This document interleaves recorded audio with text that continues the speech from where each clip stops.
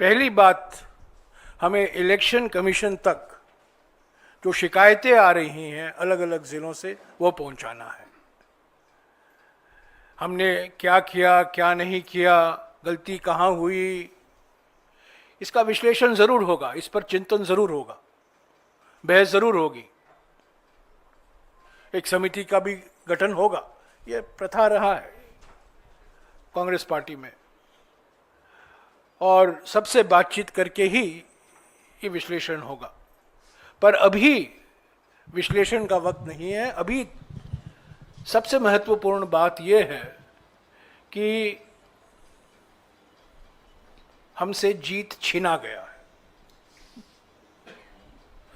तंत्रों का दुरुइस्तेमाल हुआ है, दुरुपयोग हुआ है, और लोगों की जो भावना थी, और सबने ये महसूस किया कि ज़मीनी हकीकत बदलाव के पक्ष में था, परिवर्तन के पक्ष में था, और आज वो परिणाम जो आया है उसको नहीं दर्शाता।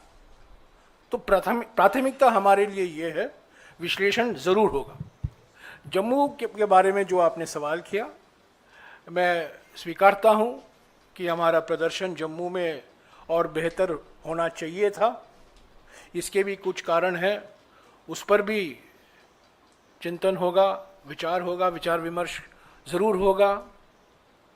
पर महाराष्ट्र में मैं याद दिलाना चाहता हूँ कि लोकसभा चुनाव में कांग्रेस पार्टी पहले स्थान पर थी, और गठबंधन का एक धर्म होता है, जो हमारे आपस की बात होती है हम एक दूसरे से बोलते हैं, मीडिया के द्वारा हम नहीं बोलते हैं।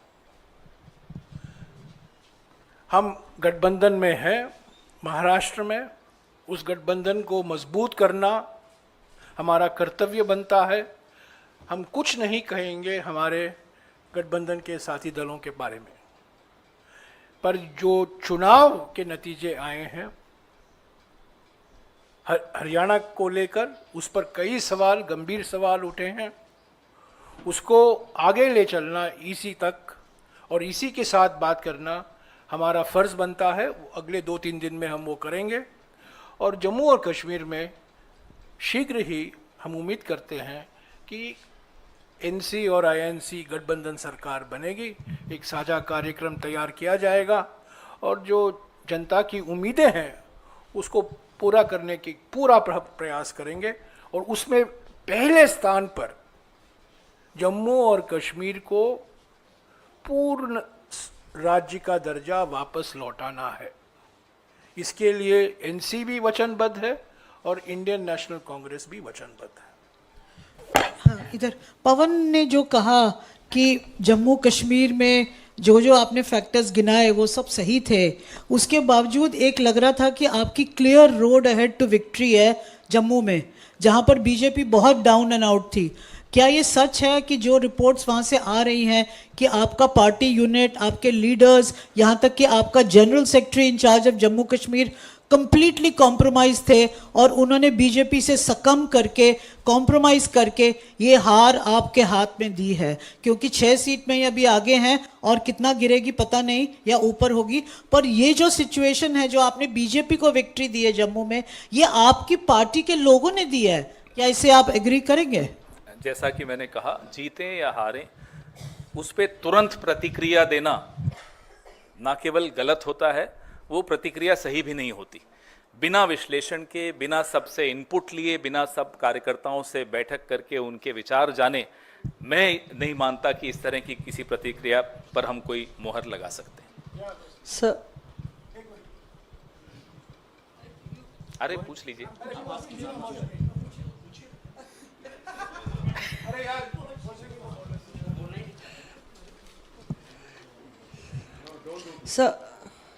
सर ये जो 3 जिलों का आपने जिक्र किया, तो ये कौन से जिले हैं और कितनी सीटें इसमें प्रभावित हो रही हैं इन जिलों में, ये हम लोग जानना चाहेंगे। और थोड़ी अजीबोगरीब बात नहीं है कि एक तरफ आप जम्मू कश्मीर की जीत और आगे क्या प्रक्रिया रहेगी उसका जिक्र कर रहे हैं, और दूसरी तरफ कह रहे हैं वहां पे जनता की जीत हुई, और दूसरी तरफ कह रहे हैं हरियाणा में अंगूर खट्टे हैं, हरियाणा में हमारी जीत छीनी गई है। अजीबोगरीब तो तब जनता होता, को क्या मैसेज? अजीबोगरीब तब होता कि जब हम कहते कि नहीं साहब सब जगह खराब है मशीन।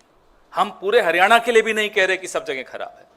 हम नारनौल असेंबली का ही अगर आपको उदाहरण दें तो साफ, और ये कोई कोइंसिडेंस नहीं हो सकता, साफ सामने दिखता है, आंकड़े हैं, सब मशीनें सामने रखिए, जिन मशीनों के यूनिट की बैटरी 99% है वो मशीनें हमें हरा रही हैं। जिनकी बैटरी, और स्वाभाविक रूप से बैटरी कम होती है, 60-70% पे आई है, उसमें हम जीत रहे हैं। तो ये एक संयोग नहीं हो सकता।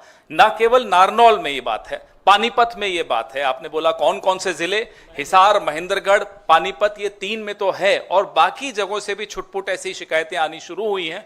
रात तक जितनी भी शिकायतें इकट्ठी होंगी, कल तक जितनी इकट्ठी होंगी, फिर जैसा कि जयराम रमेश जी ने कहा हम चुनाव आयोग तक जाएंगे।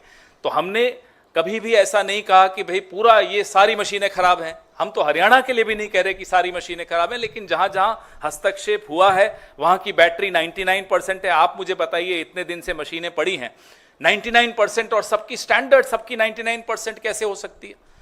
और जिनको नहीं छेड़ा गया उसमें कोई 60% है, कोई 70%। और ऐसा नहीं कि शिकायत दोपहर को हुई हो, मशीनें खुलने के वक्त ही हमारे कैंडिडेट ने शिकायत की थी, तब तो कोई रिजल्ट नहीं आया था।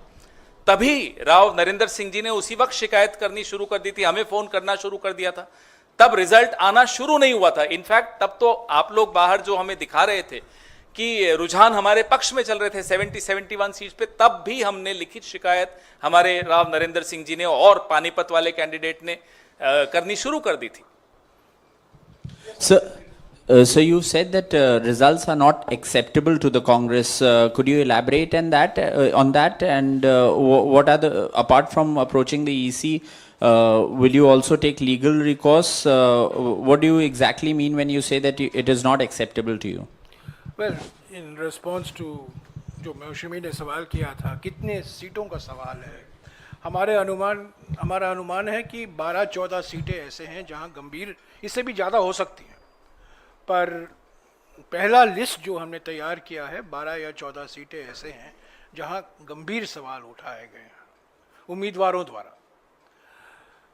तो ये कल ही बता पाएंगे फाइनल कितने सीटें हैं, पर आज मैं बता सकता हूं 12 से 14 सीटें पर गंभीर सवाल उठते हैं। The reason why we are not accepting it is because not only is it surprising, not only is it unexpected, but there are serious issues that have been raised on the integrity of the counting process, of the functioning of the EVMs in at least 4 districts, as my colleague has already identified, in which about 12 to 14 constituencies are involved. It could be more. We will have the final list tomorrow. We'll share it with you. We will be going to the Election Commission. Election Commission is our first stop.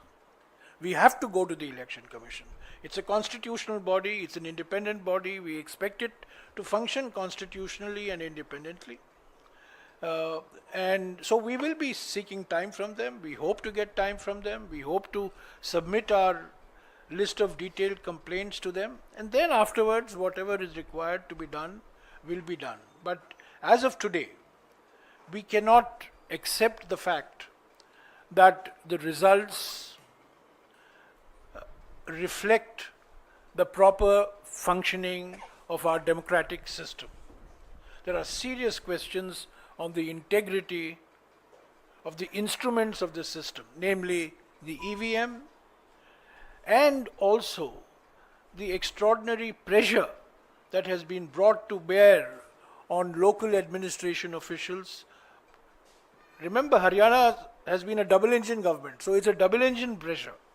It's a pressure from the state government and a pressure from the union government as well. So there was an environment in which people have lost by 200 votes, 300 votes, 50 votes. People who were leading, who had healthy leading margins, have ended up losing by 100, 200, 250 votes.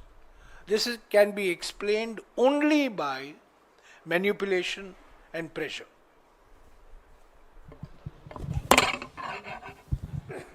Sir, अब तक आपके पास जो तथ्य सामने आए हैं, क्या इस नतीजे पर आप पहुंचे हैं कि कोई सुनियोजित ढंग से कोई ईवीएम में गड़बड़ी की गई है? क्या आप ऐसा कोई नतीजे पे पहुंचे हैं कि कोई सुनियोजित ढंग से हुआ है ऐसा कुछ, या अभी उसमें देखना बाकी है कि ईवीएम में गड़बड़ी कोई बड़े पैमाने पर की गई है? भाई अगर 99% बैटरी स्टैंडर्ड एक के बाद एक मशीनों पे निकल रही हो और उन्हीं मशीनों पे कांग्रेस का उम्मीदवार हार रहा हो, जिन मशीनों पे 60-70 स्वाभाविक जो होना चाहिए उतनी बैटरी उस पे हम जीत रहे हो, तो आप बताइए सुनियोजित नहीं माना जाएगा तो क्या माना जाएगा? ये नतीजे सवाल खड़े करते हैं और इन सवालों को ढूंढना हम सबका राजधर्म है। हम सबको इस लोकतंत्र को बचाने के लिए इन सवालों का जवाब ढूंढना चाहिए, आपको भी और हमको भी। आप समझे, ये साजिश समझे। जहां 99% बैटरी है वहां बीजेपी की जीत होती है, और जहां 70% के नीचे बैटरी है वहां कांग्रेस की जीत होती है। ये संयंत्र नहीं है तो और क्या है?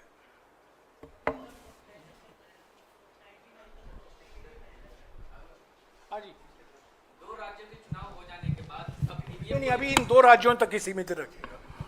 नहीं, 2 राज्यों के बाद मैं उसी पे सवाल कर रहा हूँ। 2 राज्यों के चुनाव हो जाने के बाद परिणाम भी आ गए हैं, तो ईवीएम को लेकर के क्या मत है आपके? नहीं, यही तो बात कर रहे हैं हम लोग। चलिए, और कौन, और कोई सवाल? हाँ जी,